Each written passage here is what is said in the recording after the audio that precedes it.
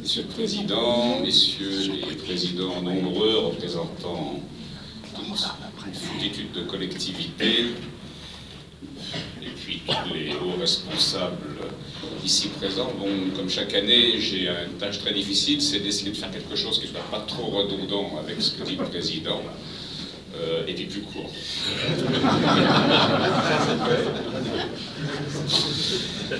Alors je suis heureux d'assister, comme chaque année, notre président Jean-Luc pour accueillir toutes les personnalités qui sont ici pour cette cérémonie amicale. Vous allez avoir le buffet, vous savez qu'il est bon. Chaque année, quand il y a un journaliste, il le signale en disant que maintenant que les collectivités font plutôt à la baisse pour les buffets, nous on maintient le niveau. Alors, on ne sait pas comment on doit le prendre, mais enfin bon, je crois que c'est simplement un signe de bonne santé, comme vous l'a signalé le Président pour ce qui concerne la CERN. En fait, donc, ces discours sont surtout pour nous l'occasion de faire une information à tous nos partenaires sur l'état du groupe CERN, comme le fait le président des USA, pour l'état des USA. Ici, c'est le président de la CERN qui le fait.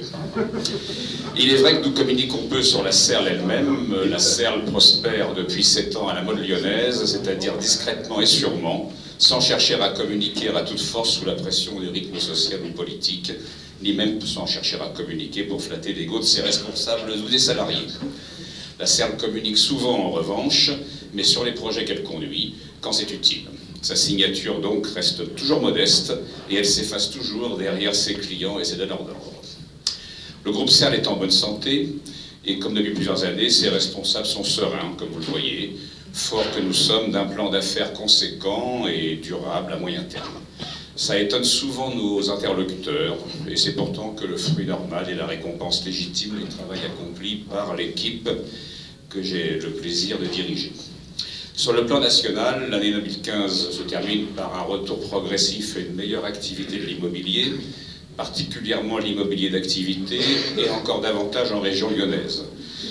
Je pense que le BTP, entreprise, services, architectes, bureaux d'études, le BTP devrait reprendre des couleurs en 2016, ça s'annonce nettement. La CERN accompagnera comme elle sait le faire et amplifiera à sa mesure le dynamisme régional et les institutions de notre territoire métropolitain qui assurent un soutien puissant à l'économie. La CERN bénéficie de ce mouvement et de ce soutien, et elle y contribue aussi surtout sensiblement. Le groupe CERN a obtenu d'excellents résultats et maintenu une activité au plus haut niveau pour la 5e année consécutive, avec 136 millions d'euros de chiffre d'opération, et ça en plus sans musée des confluences. 2015 a été une très bonne année avec plus de marchés, plus de compromis, plus d'actes de vente, plus d'actes d'achat, enfin bref, tout ce qui a fermi notre activité et son développement pour les prochaines années. Depuis 4 ans, malgré les incertitudes inhérentes au monde concurrentiel dans lequel nous œuvrons, notre activité est pleinement assurée pour un horizon de 3 à 4 ans et largement engagée au-delà, à horizon de 7 à 10 ans. Notre chiffre d'affaires est en hausse de 15% cette année, dépassant 11 500 000 euros. Et en termes de commercialisation, comme le Président vous l'a dit, 2016 a été une année record pour la CERN, avec 24 hectares et 126 000 m² de surface de plancher vendus à des opérateurs privés, dont 38 000 m² pour du logement et 88 000 pour des activités. Alors bien sûr, ces résultats tiennent beaucoup à la compétitivité retrouvée il y a 7 ans et renforcée depuis avec opiniâtreté. La CERN s'est fixé un cap en 2007 et le tient fermement depuis, crise ou non. Je remercie pour cela tous les salariés et tous les associés ou partenaires de la CERN, promoteurs, entreprises, maîtres d'œuvre, bureaux d'études et partenaires financiers. Nous faisons tous ensemble du bon travail. Avec un résultat brut annuel 2015 proche de 2 millions d'euros et une dotation au fonds propre de 1 million d'euros comme les 3 années précédentes, la rentabilité de la CERN reste donc élevée, à 2 chiffres comme on dit, qu'on se rapporte au capital ou au chiffre d'affaires. Grâce à ces résultats, nos fonds propres ont doublé en 5 ans, ce qui nous a permis de proposer à notre actionnaire de référence, la métropole de Lyon depuis cette année 2015, de les mobiliser au service d'une politique d'aménagement foncier en compte propre, susceptible de relayer la BPI de la métropole et de l'amplifier en partenariat avec des acteurs privés.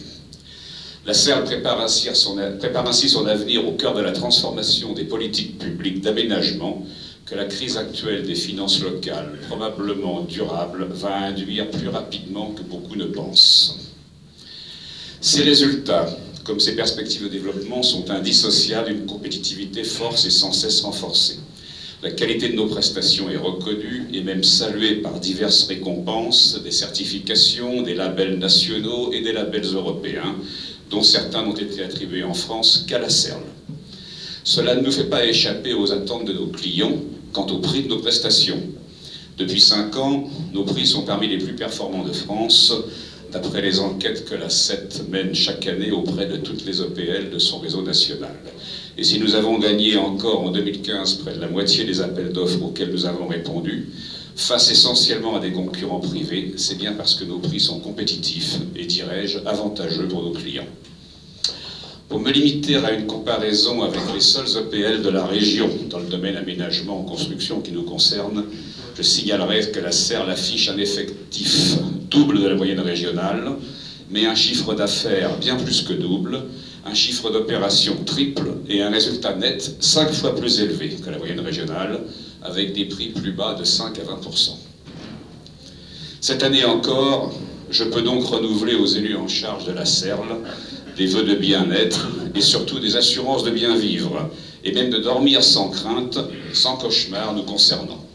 Si la CERL a été un sujet de préoccupation il y a 15 ans, avant la présidence de Jean-Luc Dapassano, elle est maintenant un exemple de fiabilité achevée. Le mérite en revient évidemment au président. Peut-être vous étonnez-vous que je commence chaque année par parler d'argent, alors que la CERL est une entreprise publique locale. L'argent public mérite ou exige la plus grande efficacité, et la CERL a choisi en 2007 de rester dans le domaine concurrentiel et de démontrer sa capacité à faire aussi bien, souvent mieux même que le secteur privé, dans notre secteur d'activité, avec le souci d'une qualité exceptionnelle, répondant aux exigences citoyennes, à l'esprit public, et pas seulement à des ratios financiers. Nos concitoyens, vos administrés, mesdames et messieurs les élus, n'attendent-ils pas que l'existence des outils publics soit toujours justifiée par leurs résultats, alors que l'impôt atteint maintenant des niveaux très ou trop sensibles? Quelle mesure alors plus objective de la performance que les résultats chiffrés, même si cela nous a valu parfois des remarques éclairées, nous demandons s'il ne serait pas plus simple que la CERL réduise ses bénéfices. On n'a pas suivi. L'année 2015 s'est achevée avec la COP 21, et le développement durable a été un sujet général permanent dans la sphère publique et médiatique. En praticien de terrain, dans les quartiers habités comme dans les sites encore naturels, nous savons que l'aménagement, pour être durable, impose des temps longs et au fil des concertations, des retours sur soi ou des retours sur tout rapport à la vie, et donc sur notre métier et notre culture professionnelle. Ce n'est pas si facile dans un monde où les mots d'ordre sont souvent à la sensation, forte si possible, à l'effet immédiat, au culte de l'apparence parfois. Le monde de l'urbanisme et de la construction n'y échappe pas. Les star-architectes, il n'y en a pas aujourd'hui, et les seigneurs de la finance y écrivent des sagas dont on ne sait si elles résisteront au temps, même si elles sont sous-titrées de jubilatoires invocations à Dédé.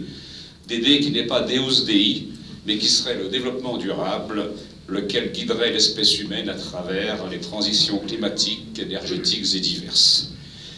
Bien sûr, la CERL inscrit sa culture et son action dans ce mouvement, et depuis plus de 12 ans, même si sa propre saga Urban Wars reste à écrire. Nous y veillons dans les opérations complexes, en tissu très urbain, mais aussi en milieu rural ou périurbain. Maintenant que toutes les urbanisations en France se dénomment écoquartiers, appellation de rechef non protégée, la CERL, pour se distinguer, veille à ce que ces opérations soient certifiées et labellisées, elles, sur des critères objectifs et partagés. Parmi les opérations complexes nouvelles, où la CERL travaille sur des morceaux de ville constitués à régénérer, je citerai les deux plus emblématiques, l'aménagement du secteur girondin à Lyon 7e et les gratte-ciel à Villeurbanne. Ce sont des opérations qui dureront plusieurs années et qui seront d'une très grande exigence et surtout exemplarité. La concertation y sera un facteur de succès essentiel et nul doute que cela ouvrira des renouveaux de l'action publique locale en éco-aménagement. Ces opérations de régénération urbaine bénéficient de l'expérience acquise dans les très délicates et exigeantes opérations de renouvellement urbain intégré que la Serle mène pour le compte de la métropole, à Lyon-la-Duchère, à Vénissieux, Vélizy-les-Minguettes, ou encore, en démarrage, à Bron-Terraillon. Des quartiers difficiles, s'il en est. Mais la Serle ne traite pas que des grandes opérations, et ne travaille pas que pour la métropole du Grand Lyon. Parmi les derniers dossiers remportés, je citerai pour l'exemple, en matière d'aménagement, l'écoquartier de la Gare à Trévoux, ou la ZAC du Bordelan à Anse. Dans le domaine des superstructures et des grands projets, je citerai la construction d'une maison du jazz à Vienne, la construction et restructuration de locaux d'enseignement pour les CFA BTP à Roanne en dernier ressort, et on en a fait bien d'autres, la mise en conformité de bâtiments encore pour toutes sortes de CFA en Côte d'Or ou encore pour le Crous à Lyon ou à Saint-Étienne. En matière d'EHPAD, la construction d'un pôle d'activité et de soins dans le Puy-de-Dôme à Effiat, d'un bâtiment de gériatrie à Sénaux dans la Haute-Savoie complète les EHPAD dont nous avons hérité d'ICAD. En matière médicale, enfin, je citerai ces nouveaux dossiers qui, après bien d'autres, la reconstruction du centre hospitalier de Saint-Symphorien-sur-Coise. Voilà, ces nouvelles missions viennent renforcer et compléter, je ne suis pas du tout exhaustif parce que ça durerait 1 heure, ces nouvelles missions viennent renforcer et compléter les actions que nous avons accompagnées en 2015, donc sur plus de 100 dossiers vivants, comme vous l'a dit le Président. L'aménagement urbain est le secteur principal d'intervention de la Serle, mais la construction pour la Serle a repris un essor nouveau. Il y a 1 an, nous intégrions les équipes AMO de ICAD Rhône-Alpes-Auvergne. Ça s'est très bien passé. Nous avons profité de nouvelles synergies internes pour réaliser une percée importante, comme je le signalais, dans le secteur hospitalier, où nous avons largement développé notre présence. Nous sommes désormais, au niveau de la grande région Rhône-Alpes-Auvergne, un acteur plus que reconnu dans le secteur des EHPAD. Nous avons aussi formalisé notre savoir-faire en matière de sûreté urbaine. Il s'agit d'accompagner les maîtres d'ouvrage publics et privés dans le cadre légal de la réalisation de SSP. Pour ceux qui ne savent pas ce que ça veut dire, ce sont les études de sûreté et sécurité urbaine qui ont été rendues obligatoires par une loi d'il y a 3 ou 4 ans. Nous travaillons dans des villes comme Grenoble, Dijon, Villefranche sur ces dossiers-là. Je dis Dijon, entre autres, parce que c'était le premier dossier qu'on a obtenu, c'est quand même chez Rebsamen, qui s'intéresse à la sûreté, comme chacun sait. Plus largement, nous proposons aussi aux élus de comprendre les phénomènes de malveillance au sens large sur un secteur ou un quartier, et de réfléchir à une mise en sûreté d'un site, d'un bâtiment. Notre intuition en 2014 de l'importance de ce marché pour les prochaines années aura été la bonne. La barbarie, hélas, d'actualité en 2015, s'exerce naturellement et d'abord en milieu urbain dense ou industriel. Nous connaissons ce tissu de l'intérieur et par le menu en tant qu'aménageurs. Et nous pourrons encore renforcer notre offre au service des collectivités soucieuses de prévenir ces accidents de la jungle urbaine. Le contexte national devrait accélérer le développement de cette activité que la Serle pourra filialiser plus tard. La Serle a également internalisé en 2015 des compétences en matière de programmation que nous avons amplifiées, et il est ici question d'accompagner les maîtres d'ouvrage dans la faisabilité et le développement de leurs projets, et ce, dès les prémices, donc avant les vraies décisions. Ces missions de programmation en plein essor renforcent notre présence auprès des collectivités dépourvues de services techniques de proximité appropriés, des collectivités qui s'aperçoivent justement de ce manque bien plus depuis 2 ans, à la suite des évolutions des services de l'État. La métropole est le principal client et désormais actionnaire référent du groupe Serle, et nos liens se renforcent et se structurent. Mais le groupe Serle est aussi depuis 5 ans dans un temps métropolitain et un espace beaucoup plus vaste, celui de la région économique d'influence de l'agglomération lyonnaise et sur le plan institutionnel du pôle métropolitain. La Serle œuvre depuis 6 ans dans l'ensemble du pôle métropolitain, mais aussi désormais sur l'ensemble du territoire de la grande région Rhône-Alpes-Auvergne et l'IMM, la principale EPL. 2016 sera une année calme de reprise économique dans notre secteur d'activité, et la Serle l'aborde donc renforcée. Elle maintiendra un chiffre d'opération élevé et restera l'un des principaux donneurs d'ordre localement, avec le partenariat devenu habituel de la Caisse des dépôts, dont je salue le dynamisme ici à Lyon, et celui des groupes privés avec lesquels nous avons multiplié les partenariats structurés depuis 3 ans. Je vais conclure. Je ne peux que rappeler, comme l'an dernier, combien l'éthique de la CERL est efficace et en harmonie avec son président. Comme tout bon pharmacien de campagne, nous pratiquons à la CERL une éthique de la bienfaisance, répondant à 2 exigences, être bénéfique et être utile. C'est ce qui en garantit le bien fondé la légitimité. Mais en fait, ces vœux du président à notre écoumène institutionnel et professionnel que vous représentez merveilleusement tous ici, sont aussi des vœux au président de la CERL, à un pharmacien de campagne, même retraité, à un grand élu. On peut souhaiter une bonne santé, bien sûr, c'est indispensable pour faire le grand élu, mais surtout nous lui souhaitons et apportons aussi et d'abord la sérénité. Pour la CERL, d'ailleurs, 2016 a très bien commencé, avec 100% de réussite aux appels d'offres au mois de janvier. Alors je vais conclure définitivement cet exercice annuel en vous disant ma satisfaction que ce soit pour moi le dernier. Puisque dans 1 an, c'est un autre DG qui vous présentera un discours sur l'état de la CERL et des vœux à sa façon. Je n'aurai plus à sacrifier à ce rituel qui vaut allégeance à la société et à son ordre institutionnel, ce qui signifie que je vous ferai échapper à un hommage de plus ou à une commémoration mortuaire de plus. On en a assez actuellement. Je quitterai les fonctions d'ici l'automne et laisserai une situation saine et sous contrôle.